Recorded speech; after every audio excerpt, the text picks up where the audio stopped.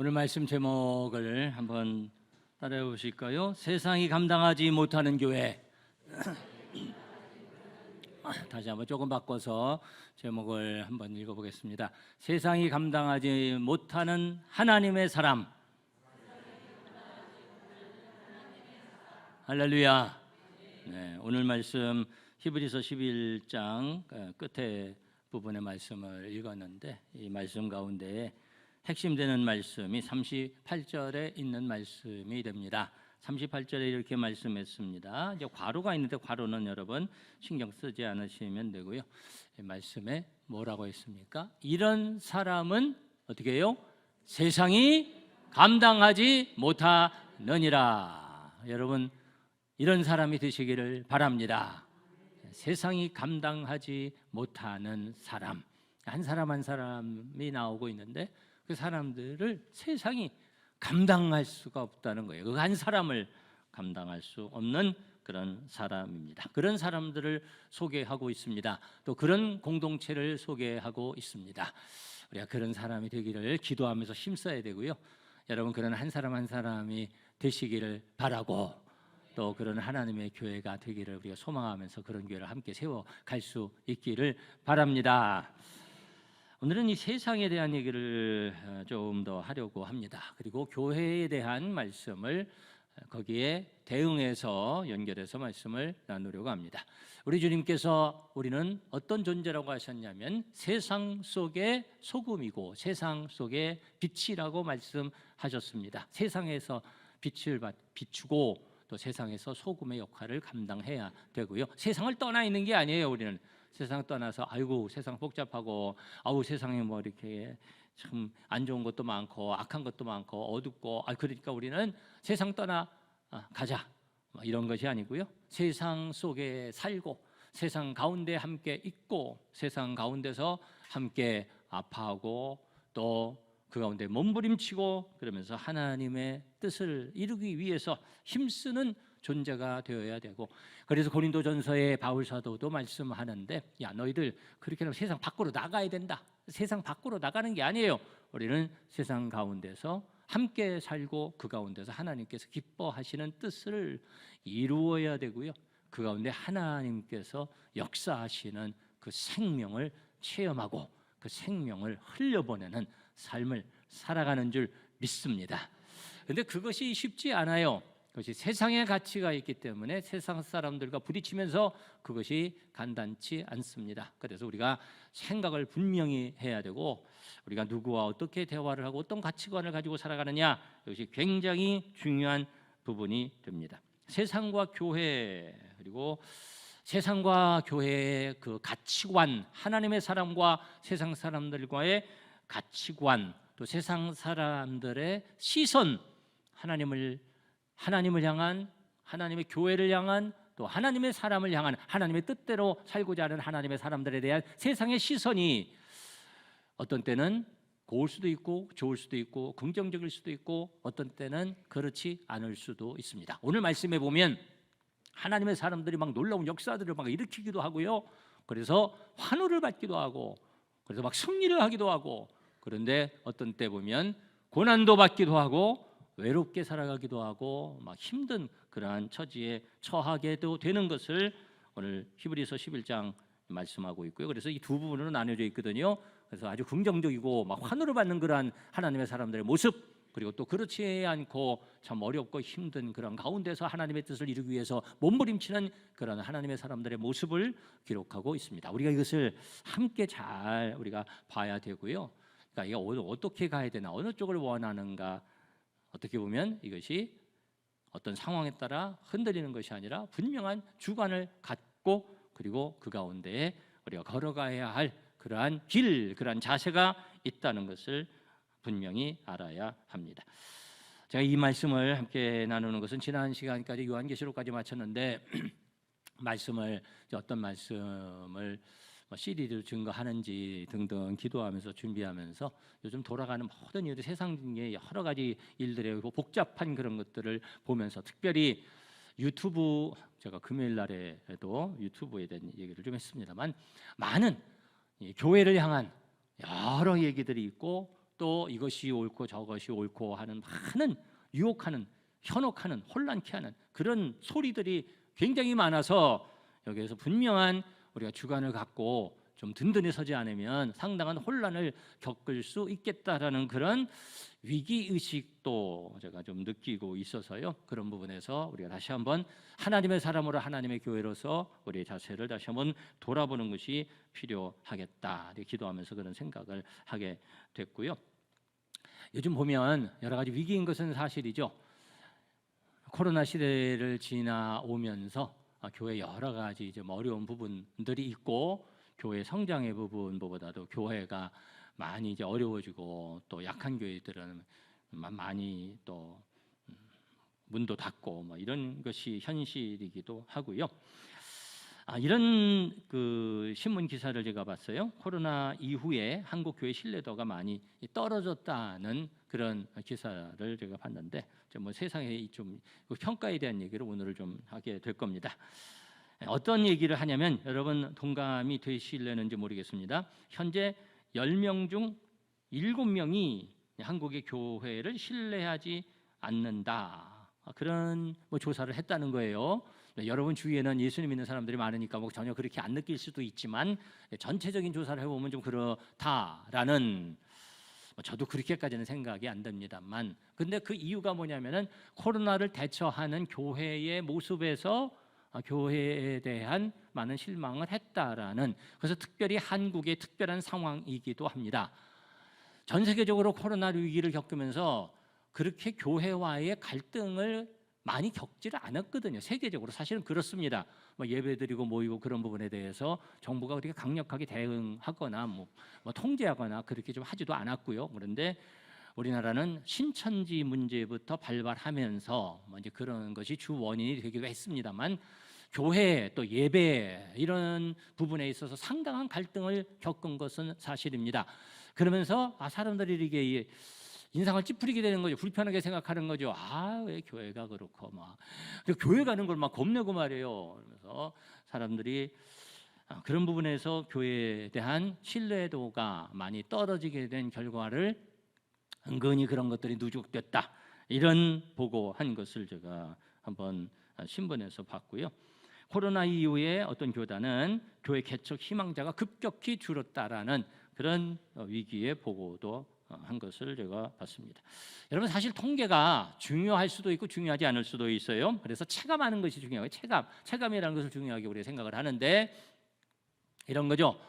날씨가 막 더워요. 날씨가 막 더운데 30몇 도다, 32도, 굉장히 덥죠. 그런데 체감 온도라는 걸 얘기하잖아요. 체감 온도는 더 덥습니다. 여러 가지 요인으로 인해서 체감 온도를 얘기합니다. 영하 20도, 어이구 추워라. 그런데 체감 온도는 영하 30도가 될 수도 있는 거고요. 그런 얘기를 하죠. 지금은 경제 수치가 괜찮은데, 경제가 괜찮은 거예요. 통계를 가지고 막 얘기를 하는데, 그런데 체감 경기를 얘기하죠. 체감 경기는 굉장히 안 좋다, 이런 얘기를 하게 되죠. 체감 물가라는 말도 하게 되고, 그래서 이 체감한다는 것이 굉장히 중요한 거죠. 그런데 교회 성장의 둔화, 이런 부분, 다음 세대에 대한 굉장히 타격받고 있는 이런 모습들에 대해서 우리가 굉장히 체감을 하고 있죠. 피부에 와닿는 느낌이 있습니다. 합리화시킬 수 없는, 무엇으로도 합리화시킬 수 없는 안타까운 현실을 우리가 경험하고 있습니다. 그러면서 어떻게 이제 대응을 하냐면요, 거기에 대한 반응이, 이게 무슨 문제에서 나오느냐, 왜 이런 좀 침체되고 또 그러면서 이렇게 약화되고 둔화되고 이런 결과가 오고 있는가에 대한 여러 가지 진단을 하고 있습니다. 자, 그래서 어떤 진단을 하냐면요, 일반적인 진단 중에 대표적인 것이 이런 겁니다. 출산율 감소 등 자연적인 성장 둔화와 함께, 그러면서 뭐라고 얘기하냐면 교회가 시대의 흐름을 잘 쫓아가지 못한다, 이런 진단을 내놓는 경우가 있습니다. 한국 기독교 목회자 협의회에서 이전에 이런 발표를 했는데, 자연 감소한 부분도 있겠지만 다른 종교가 약진하는 동안 한국 교회가 외면받았다는 것은, 이런 얘기를 했어요. 제가 그냥 인용을 하는 거예요. 교회의 대외적 이미지의 선호도가 낮아졌다. 대외적 이미지의 선호도가 낮아졌다. 이런 분석을 했습니다. 여러분 얼마나 공감이 되시나요? 어떤 중진 목사님, 말하면 여러분이 알 수 있는 대통령하고도 아주 가까웠다는 유명한 목사님이, 제가 이름은 거명하지 않겠습니다. 뭐라고 진단을 하셨냐면요, 감성을 중시하는 포스트 모더니즘 시대에 교회가 제대로 대처하지 못하고 있다. 교회가 다소 보수화된 모습을 보여준 것도 새로운 세대에는 매력적으로 미치지 못했다. 신세대에 접근하기 위한 통로를 문화로 판단하고, 우리는 그래서 문화 선교 전략을 세우기 위해서 그런 모든 것들을 동원한다. 그렇게 이제 얘기를 하셨습니다. 여러분 동감이 되시나요? 한미준이라는 곳에서 이런 얘기를 했는데요. 한국 교회가 이미지 전쟁에서 패했다. 이미지를 좀 좋게 사회에 보여줘야 되는데 이미지 전쟁에서 좀 실패한 부분이 있다. 이런 진단을 했습니다. 또 어떤 연대 집행위원장 맡고 있는 분이 이런 얘기를 했습니다. 개신교회가 사회공헌이나 교육, 사회 의제들에 대해 이끌어가는 힘이 사회보다 뒤떨어진다. 종교로서 제 역할을 잘 하지 못하는 것 같다. 이런 쓴소리도 했습니다. 어느 대학교, 신학대학교 교수가 이런 말씀을 했는데요. 개신교가 비종교인들에게 호감도가 낮다. 사회봉사 및 이웃사랑을 실천하는 데 너무 인색하다. 전도활동이 지나쳐서 혐오감을 준다. 전도활동이 지나쳐서 혐오감을 준다 그랬습니다. 그리고 헌금을 너무 강조한다. 교세 확장에 집착한다. 너무 시끄럽고 요란하다. 물량주의에 물들어 있다. 도덕적으로 사회에 무리를 일으키는 경우가 많다. 이런 비판을 했습니다. 공감이 되십니까? 네. 그런데 여러분이 공감이 되실 수도 있고 안 되실 수도 있는데 이런 소리들이 많이 나오고 있고요. 그러면서 여기에 영향을 받는 사람들이 많죠. 맞는 얘기도 있습니다. 다 우리가 부정할 부분은 아니죠. 그러면서 맞아.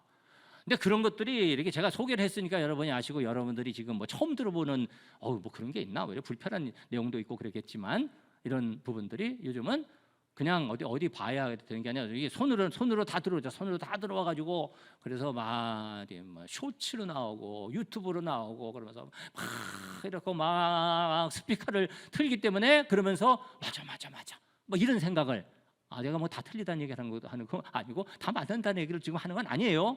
결론을 얘기하는 건 아닌데 그런 부분에 많이 영향을 받습니다. 그런 진단에 영향을 받습니다. 그러면서 그런 지적을 하고 또 우려를 하고 그리고 분석하고 해결 방향을 제시하는데 너무 그런 것들이 많습니다. 맞는 것도 있고 안 맞는 것도 있겠죠. 옳은 것도 있고 단순하게 말할 수 없는 그런 부분들도 있습니다. 그런데 중요한 건 뭐냐면, 중요한 것은 무엇이 중요할까요? 그런 사람들이 말하는 게 그렇게 중요한 건 아니다 그 말이에요. 그럴듯하기도 하고 많은 연구를 하기도 하고 맞을 수도 있는데 그 통계라는 거 무시할 것도 못 되고 그렇죠. 그런데 그것이 교회 방향이나 하나님의 사람들이 어떻게 신앙생활을 하느냐에 대한 기준이, 절대적 기준은 될 수 없는 것입니다. 이것을 우리가 분명히 알아야 되는 거고요. 사람의 칭찬을 듣고 사람의 이미지, 세상에서 보는 이미지를 생각하는 그러한 교회, 그러한 하나님의 사람, 성도가 되어야 할 것인가? 네? 교회가 이렇게 생존할 수는 없다 이렇게 얘기하는데, 그런 생존에 대한 부분을 우리가 고민하면서 어떻게 하면 여기서 생존할 것인가? 어떻게 하면 좋은 이미지를 좀 주고 어떻게 하면 사람들이 호감을 줘서 사람들이 더 오도록 할 것인가? 이런 부분을 생각하는 것이 아니라, 네? 교회는요, 세상에 의해서 판단을 받는 것이 아니라, 교회는 어떤 교회였냐면, 어떤 교회가 되어야 하냐면, 세상에 의해 판단을 받는 교회가 아니라 교회는 세상을 판단하는 교회예요. 교회가 세상의 판단을 받는 것이 아니라 교회가 세상을 판단합니다. 교회는 세상에 의해 판단을 받지 않고요. 네? 교회는 교회의 주인이 누구신가요? 교회의 주인은 우리 하나님이십니다. 우리 하나님에 의해서만 판단을 받습니다. 교회는 사람들에 의해서, 교회 성도들에 의해서도 판단을 받지는 않아요. 사실은 교회는 세상에 의해서 판단을 받지 않아요. 우리 그것을 분명히 해야 돼요. 이것이 사실 불편하고 어색하면 안 되는 겁니다. 교회가 세상의 판단을 받고 세상에 귀를 기울이고 세상의 시선을 의식하고 세상에서 어떻게 보느냐, 세상의 구미에 맞추고, 그건 장사죠. 장사하는 겁니다. 그것은 장사는 그렇게 하는 거예요. 그러나 보세요, 오늘 말씀에 증거한 것처럼 세상의 구미에 맞추지 않기 때문에 핍박을 받는 거예요. 세상의 사람들과 마찰을 일으키면서 어려움도 겪는 거예요. 그것이 악하기 때문에, 잘못하기 때문이 아니라 하나님의 말씀에 순종하고 그리고 진리를 지키기 위해서, 그것이 옳기 때문에, 그것이 만유의 주제이신 하나님께서 기뻐하시는 일이기 때문에 그 진리를 위해서 진리를 증거하고 그리고 옳은 일을 위해서 그 자리에 서다가 그런 어려움도 겪는 거예요. 우리는 하나님의 음성을 듣는 하나님의 사람이 되어야 할 줄 믿습니다. 그래서 교회가 세상을 판단한다, 성도가 세상을 판단한다라는 말씀이 성경에 많이 있죠. 지난주에 우리 요한계시록 말씀을 이제 마지막 말씀으로 나눴죠. 여러분 기억하십니까? 나는 알파와 오메가라는 예수님께서, 하나님께서 하신 말씀이죠. 그러면서 기억하십니까? 알파, 처음 되시는 하나님, 끝이 되시는 하나님, 하나님이 시작하셨고 하나님이 마치시고 그리고 하나님이 함께 하시고 임마누엘 하나님, 할렐루야. 요한계시록에 보면, 요한계시록의 마지막 20장에 보면 이런 말씀이 있습니다. 20장 4절에 이런 선포를 합니다. 우리 한번 다 같이 읽어볼까요? 시작. 또 내가 보좌들을 보니 거기 앉은 자들이 있어 심판하는 권세를 받았더라. 아멘. 성도들이 세상을 심판하는 게, 심판하는 권세를 받았다 말씀합니다. 고린도전서 6장 2절 3절에도 유사한 말씀을 하시는데요, 성도가 세상을 판단할 것을 너희가 알지 못하느냐. 세상도 너에게 판단을 받겠거든 지극히 작은 일 판단하기를 감당치 못하겠느냐. 우리가 하나님 안에서 그런 것들 다, 이 세상 것들을 다 판단할 수 있는 능력이 있다 그 말이에요. 그런 지식을 우리가 하나님 말씀 안에서 얻을 수가 있고요, 말씀 안에 진리를 알고 다 판단할 수 있는 거죠. 여러분, 솔로몬에게 하나님께서 그런 지혜를 주셨고요, 여러분 그런 지혜를 하나님의 은혜로 받으시기를 바랍니다. 우리가 천사를 판단할 것을 너희가 알지 못하느냐. 그러하거든 하물며 세상 일이랴.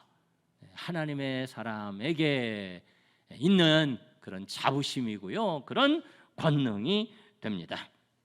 어떤 때는 모르는 사람들이 이것이 옳다고 막 얘기를 할 때가 있어요. 그러나 그렇다고 해서 그것이 옳은 것이 아닐 수 있고요, 어떤 때는 그것이 다 아니라고 해요. 그래도 이것이 옳은 것임을 알고 우리가 그것을 위해서 목숨을 걸고 지키고 주장할 것을 주장해야 하는 거죠.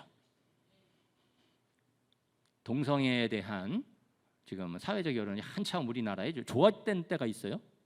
한동안 막 그래서 이게 이렇게 하다가 이거 우리나라 큰일 나겠다 그런 생각을 몇 년 전까지 좀 했었던 것 같아요. 그래서 그래도 다 평등 막 그러면서 다 뭐 이런 것이 굉장히 막 비등하게 올라와가지고 이거 이러다가 이거 큰일 나겠네 사회적으로, 그런 생각을 했는데 몇 년 전부터 사실은 제가 볼 때는 광화문 뭐 이런 데서 뭐 했잖아요. 막 시위하고 그 무슨 축제 같은 거 하고 막 그렇게 하면서 스스로 실체를 드러내고 스스로 자기 무덤을 파가지고 사람들이 이거 큰일 나겠네, 이거 그냥 말로만 하던 거 다 인정하고 다 이렇게 평등하게 다 존중하고 다 배려하고 그러는 것으로 좋게 받아들이다가 어이구 이거 큰일 나겠구나. 그래서 사람들이 화들짝 놀라가지고, 그래서 그때부터 부정적인 그런 기류가 확 사실은 좀 미쳐져서 지금은 그런 사회적 기류 자체가 별로 긍정적이지 않잖아요. 그렇죠? 대부분 사회적 기류가 좀 그렇습니다. 그런데 그런 얘기를 하는 거를 제가 듣는데, 그런 부분에 대해서 아직 사회적 합의, 사회적으로 받아들일 여건이 되지 않아서 그것은 받아들일 수 없습니다라는 얘기를 정치인들이 하고, 그건 무슨 얘기인가? 그건 무슨 얘기입니까? 역으로 말하면 사회적인 분위기가 오르고 그들이 자기들의 모습에 대해서 다시 이렇게 가리고, 그리고 막 여론 조성하고 자기네들 지원하는 사람들을 많이 만들고 그래가지고 50% 막 이렇게 넘어가고, 그렇게 사회적 합의, 사회적으로 수용할 수 있는 그런 정도가 되면 받아들일 수 있다, 이런 얘기가 되는 거거든요. 그렇게 되면, 그러면 다 받아들이게 되면, 그러면 그렇게 따라가야 하는 것인가? 이것은 그런 사회적 합의의 문제가 아니라 무슨 문제입니까? 옳고 그름의 문제고요. 예? 어떤 사람은 그런 얘기를 하죠. 왜 기독교는 그렇게 배타적입니까? 아유, 다 포용하고 다 이렇게, 아유, 저기는 다 이렇게 하고, 저기는 다 무슨 그 종교 축제일 때도 성탄절 그다음에 부처난날 그런 때도 어떤 사람 제가 부처난날 그러면은 아주 이상하게 생각하는 사람이 있어요. 아유, 목사님은 참 지성인이 못 되셔. 석탄일 그래야지. 아니, 나는 내 신앙적 고백이 나 그게 너무 그렇게 잘 안 되니까. 아유, 그렇게 해서 사회 이미지가 그래서 안 좋아져요, 목사님. 아우, 너무 그냥 독선적이고 기독교가 배타적이고, 그래서 그게 그렇게 중요한 것이 아니고요. 무엇이 옳고 무엇이 그른지, 우리 하나님이 무엇을 기뻐하시는지, 무엇이 생명인지, 그것이 중요한 거고요. 그래서 다 아니라고 해도 지킬 것은 지켜야 되는 거고요. 그렇죠? 그 확신이 중요한 거죠. 여러분, 그러한 분명한 가치관이 있는 하나님의 사람들이 되어야 할 줄 믿습니다. 어떤 다른 평가가 중요한 것이 아니라 하나님 안에서 하나님께서 기뻐하시는 일을 위해서 선택하고 그리고 결정하고 그 방향으로 서는 그러한 우리의 자세가 중요하고요. 그럴 때 하나님께서 기뻐하셔서 하나님께서 인정하시고 하나님께서 축복하시는 은혜를 누리게 되는 줄 믿습니다. 그래서 오늘 말씀에 보면 이제 그 말씀을 하는 거죠. 세상이 감당할 수 없는 사람. 다시 한번 히브리서 11장 38절 말씀, 전반절 말씀 보면, 전반절 말씀 우리 다시 한번 38절 전반절 우리 다 같이 한 목소리로 힘있게 한번 선포해 보겠습니다. 시작. 이런 사람은 세상이 감당하지 못하느니라. 아멘. 세상이 감당할 수 없는, 그래서 놀라운 역사들이 그들을 통해서 일어났고요. 또는 어떤 때는 핍박도 받고 어려움도 당하고 고난도 당하고, 그러나 그 가운데 흔들리지 아니하고, 왜 흔들리지 않아요? 그들의 주인이신 우리 하나님께서 기뻐하시는 일로 알고 선택하고 그 위에 설 때에 흔들리지 아니하고, 세상이 감당할 수 없는 그러나 하나님의 역사가 그와 함께 일어나게 되는 줄 믿습니다. 세상이 가치가 없네요. 세상의 가치가 아니고요. 진리이신 천지 만물을 창조하신 창조주 하나님께서 어떻게 말씀하시고 무엇이 옳은가, 이것을 분명히 알고 그 안에서 결정하는 것이 중요한 것입니다. 그래서 우리가 신경 써야 할 대상은 오직 하나님이십니다. 믿으시면 아멘 합시다. 우리가 잘 보여야 할 대상은 누구입니까? 하나님께 잘 보이면 됩니다. 여러분, 하나님께 잘 보이시기를 바랍니다. 세상의 가치는 믿을 수가 없는 거죠. 세상의 가치는 흔들립니다. 이렇게 갔다 저렇게 갔다, 사람의 생각에 따라 흔들리지만, 그러나 하나님께서 세상을 지으셨고요, 하나님께서 뜻하시면 그대로 되는 줄 믿습니다. 사람에 잘 보일 것인가, 하나님께 잘 보일 것인가, 우리가 그 안에서 결단해야 할 줄 믿습니다. 그래서 성경에는 그런 자세로 가르쳐 있어요. 그런 선포로 가르쳐 있습니다. 고린도후서 3장 5절 말씀에 보면, 우리가 무슨 일이든지 우리에게서 난 것까지 생각하여 스스로 만족할 것이 아니니. 그 다음 말씀 우리 다 같이 읽어볼까요? 시작. 우리의 만족은 오직 하나님께로서 났느니라. 아멘. 우리 하나님 만족하시면 돼요. 하나님께 만족을 드리는 여러분들이 되시기를 바랍니다. 그러면 되는 거예요. 갈라디아서 1장 10절 말씀 보면 누구를 기쁘게 해야 된다고 했어요? 이제 내가 사람들에게 좋게 하랴 하나님께 좋게 하랴 사람들에게 기쁨을 구하랴. 내가 지금까지 사람의 기쁨을 구하였다면 그리스도의 종이 아니니라. 우리는 하나님의 종으로 하나님을 기쁘시게 해드리는 하나님의 사람들이 되기에 힘써야 할 줄 믿습니다. 고린도전서 2장 3장에 보면 신령한 사람, 육체적인 사람 이런 게 나누고 있거든요.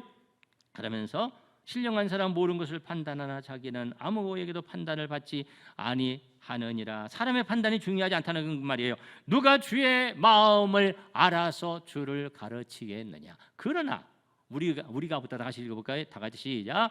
우리가 그리스도의 마음을 가졌느니라. 아멘. 이게 참 귀한 거죠. 예수님의 마음을 가지는 것이 중요한 거죠. 사람에게 따라가는 것이 아니라 세상의 지식이 아니라 우리가 다 배우죠. 다 우리가 사랑하죠. 다 알고 소통을 하죠. 그것을 부정하는 것이 아니에요. 그런데 우리가 가져야 될 생각, 무엇이 옳으냐? 우리가 가져야 할 마음, 그 마음은 예수님의 마음이에요. 그러면 그 가운데서 딱 중심이 서는 거고요. 그리고 그 다음에 다른 것들이 이루어지는 거예요. 여러분, 그렇게 살아가는 여러분들 되시기를 축원합니다. 바울 사도는 또 선포합니다. 너에게나 다른 사람에게나 판단받는 것이 내게는 매우 작은 일이라. 사람에게 판단받는 거 중요한 거 아니에요. 나도 나를 판단하지 아니하노니, 그 말은 내가 잘한 거 같고 내가 이건 잘못한 거, 이건 좀 문제가 있고 이런 게 중요한 거 아니에요. 내가 판단하는 거, 나도 나를 판단하지 아니하노니 내가 자책할 아무것도 깨닫지 못하나. 내가 자책할 건 별로 없어, 이렇게 생각하는 거예요. 그러나 이를 인하여도 의롭다 함을 얻지 못하노라. 그거 다 별로 중요한 거 아니에요. 다만 나를 판단하실 이는 누구예요? 주시니라. 아멘. 그게 중요한 거예요. 그러므로 때가 이르기 전 곧 주께서 오시기까지 아무것도 판단치 말라. 그가 어둠에 갇힌 것들을 드러내고 마음의 뜻을 나타내시리니. 그때 그 다음 시작. 각 사람에게 하나님께로부터 칭찬이 있으리라. 아멘. 여러분, 하나님께 칭찬 듣는 여러분 되시기를 바랍니다. 하나님께 칭찬 들으면 되는 거예요. 다른 사람이 칭찬 안 해줘요. 하나님 칭찬해 주시면 되는 거예요. 다른 사람들이 뭐라고 그래도 하나님이 알아주시죠. 그러면 되는 거예요. 여러분, 교회 와서도 어떤 때는 참 서운할 때도 있고 상처받을 때도 있고 그럴 때도 있다고 하더라고요. 어저께 우리 전도하면서 식사하고 그러면서 얼마나 참 행복한지, 얼마나 참 좋은지 그랬어요. 우리 성도들이 식사하면서 우리 신앙생활하는 건 너무 재밌죠? 내가 그랬는데 내가 재밌어서 하는 얘기고 내가 재밌으니까 그게 너무 재밌고 너무 좋아서 우리 성도들한테 그런 얘기가 그럼요. 그래 너무 좋아하시고 맛있는 것도 먹고. 그러니까 어떤 사람이 이거 먹으러 오는 사람도 있겠어요. 네. 맛있는 거를 사랑의 식탁을 나누시기를 원하시는 분은 토요일 날 점심 때 오시기를 바랍니다. 전도 안 하셔도 식사만 하러 오셔도 됩니다. 환영합니다. 네? 사랑을 나누고 전도하고 즐거운 영적인 일하고 밥 먹으니까 얼마나 그냥 맛있고. 음식을 원래 잘 하시지만 얼마나 참 좋은 일인지 몰라요. 예? 그런데 사람들한테 말이 어떤 때는 치일 때도 있고 기쁜 일만 있겠어요. 너무 행복해요, 너무 기뻐요, 교회 생활 너무 좋아요. 그렇게만 그렇지 않을 때도 있잖아요. 어떤 때는 상처도 받고 어떤 때는 마음이 좀 안 좋고 그럴 때도 있는데, 그러나 그 별거 아닌 거예요. 네? 그 별거 아니에요. 우리 하나님이 칭찬해 주시면 됩니다. 우리 하나님이 알아주시고 우리 하나님이 위로해 주시고. 여러분, 그렇게 은혜 생활 하시기를 바랍니다. 우리는 세상을 두려워하지 말아야 되고요. 세상을 두려워하고 세상을 의식하고 그렇게 하면 안 되고요. 네? 거꾸로 돼야 돼요. 세상이 우리를 두려워해야 돼요. 하나님의 교회를. 그래서 여러분, 초대교회에 막 역사가 일어나고 은혜 생활하고 그러면서 막 역사가 일어나면서 뭐라고 그러냐면 사람들이 그 하나님의 교회를 두려워했다고 그랬어요. 이것이 정말 우리가 심각하게 생각해야 될 부분이죠. 교회를 가볍게 보도록 그렇게 되면 안 되는 거고요. 네? 교회가 그렇게 약해져서도 안 되고요. 교회는 강해야 되고, 교회는 세상이 두려워할 수 있는, 함부로 할 수 없는 교회가 되는 것이 중요해요. 이것을 우리가 위해서 진리에 서야 되고, 이것을 위해서 부단히 우리의 성결성을 위해서 몸부림쳐야 되고, 그런데 하나님의 능력이 나타나기 위해서 우리가 힘써야 될 줄 믿습니다. 교회는 하나님의 사람은 다만 하나님만 두려워하고 말씀만 두려워하고 그대로 살기만 힘쓰면 되는 줄 믿습니다. 세상이 인정하지 않고 손가락질해도 상관이 없습니다. 칭찬은 못 들어도 능력은 나타납니다. 세상이 두려워하는 존재가 됩니다. 그런데 그렇게 살아가면 거룩한 생활, 진실한 삶은 저절로 나타나지게 되어 있어요. 우리는 말씀에 붙잡혀 우리 하나님께서 기뻐하시는 삶을 살아야 되고요. 그렇게 되면 우리가 저절로 하나님 기뻐하시는 거룩하고 순결하고 깨끗하고 진실한 삶을 살아가게 되고요. 사랑의 삶을 살아가게 되고요. 능력이 나타나게 되고요. 세상을 변화시키는 교회가 되고 하나님의 사람이 될 줄 믿습니다. 여러분, 사람의 말을 들으려고 하지 말고 오직 하나님의 말씀을 듣기에 힘쓰는 하나님의 사람이 되시기를 바랍니다. 하나님의 말씀인 성경 말씀에 귀를 기울이는 성도들이 되시기를 바랍니다. 기도 중에 성령님의 음성을 듣기에 힘쓰는 성도들이 되시기를 바랍니다. 나의 주위에 사람의 말을 들으려고 하지 말고요. 듣는 사람들이 있어요. 듣는 사람은 어떤 사람들의 말을 들어야 되냐면은 하나님 말씀을 잘 아는 사람, 기도 많이 하는 사람, 사랑함이 아니고 비판하는 그런 말하는 거 아니고 정말 사랑함으로 그렇게 권면해 주는 사람, 그런 사람들이 나도 검증을 받아야 되기 때문에 나 혼자 오라, 나 혼자가 맞아 이렇게 되면 안 되는 겁니다. 우리도 검증을 받거든요. 어떤 사람의 검증을 받냐면요, 우리는 기도 많이 하고 신앙 인격이 되고 겸손하고 그러면서 사랑함으로 권면해 주는 사람, 그런 사람의 말을 우리가 들어야 돼. 그런 사람이 여러분 주위에 있기를 바랍니다. 그것이 복이에요. 그런 사람들과 함께하고 그런 사람들의 얘기를 잘 들으며 자신을 검증하고, 그래서 그 가운데 하나님의 음성을 듣고 하나님께서 기뻐하시는 사람이 되기에 힘쓸 때에 그 가운데 그가 결단하는 그 결정을, 그가 걸어가는 발걸음을 우리 하나님께서 인정하시고 축복하시고 세상이 능히 감당치 못하는 놀라운 역사를 우리 하나님께서 우리 가운데 일으켜 주실 줄 믿습니다. 그러한 자세로 신앙생활을 하셔서 오늘 본문 말씀에 많은 놀라운 역사들을 기록하고 있는데, 그런 역사들은 약속을 받지 못했는데 우리는 그 이후 세대라는 말씀을 그 다음에 하시는 거예요. 무슨 말씀이냐면 구약의 역사들이거든요. 구약에도 그런 역사가 있었는데 그 이후에 예수님을 통해 성령의 역사를 통해 복음이 완성돼서 우리는 그 하나님의 능력을 더 구체적으로 체험할 수 있는 세대에 살고 있다는 거예요. 그래서 우리가 더 축복된 세대예요. 여러분, 그 하나님의 은혜 가운데 감사하고 주님의 뜻을 이루면서 그 역사를 이루어가는 여러분의 삶이 되고 우리 교회가 되기를 주님의 이름으로 축원합니다.